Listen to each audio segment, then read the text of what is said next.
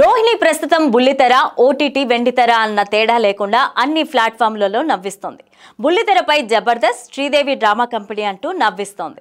రీసెంట్గా save the tigers 2వ సీజన్లో అదరగొట్టేసింది. ఇక సినిమాల్లో ఇప్పుడిప్పుడే మంచి పాత్రలను దక్కించుకుంటోంది రోహిణి.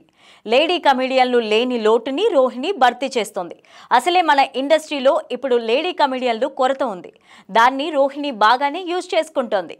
ఇక రోహిణి ఎప్పుడూ కూడా కాంట్రవర్సీలకు చాలా దూరంగా ఉంటుంది. ఈ మధ్య రేవ్ పార్టీ కేసులో హేమ దొరికిపోవడం, మీడియాతో మాట్లాడిన వీడియో బాగా వైరల్ అవ్వడం, రేవ్ పార్టీలో దొరికిన నా బర్త్డే పార్టీ అని బుకాయించడం అందరికీ తెలిసిందే. అలానే రోహిణి తన సినిమా ప్రమోషన్స్ కోసం ఓ ప్రాంక్ వీడియోని ప్లాన్ చేసింది.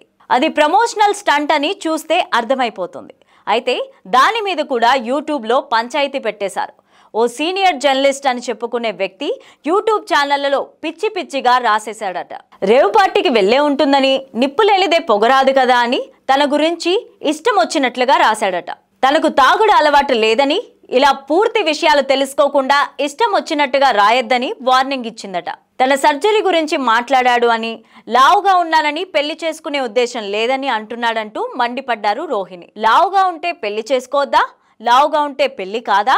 అసలు మీరేం జర్నలిస్ట్, సీనియర్ జర్నలిస్ట్ అన్న ఒకే ఒక్క కారణంతో వదిలేస్తున్నా, అదే వేరే వాళ్ళు అయ్యుంటే చెప్పు తీసుకొని కొట్టేదాన్ని అంటూ తీవ్ర స్థాయిలో రోహిణి ఆగ్రహం వ్యక్తం చేశారు. మాట్లాడే ముందు కాస్త ఆలోచించి జాగ్రత్తగా మాట్లాడమని వార్నింగ్ ఇచ్చింది రోహిణి.